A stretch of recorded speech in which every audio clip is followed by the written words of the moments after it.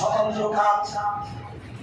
2 number কাজ হলো ওয়ায়ুযাক্কিহিম, তাদের আত্মাকে শুদ্ধ করবে। কি করবে? ইয়াতলু আলাইহিম আয়াতিক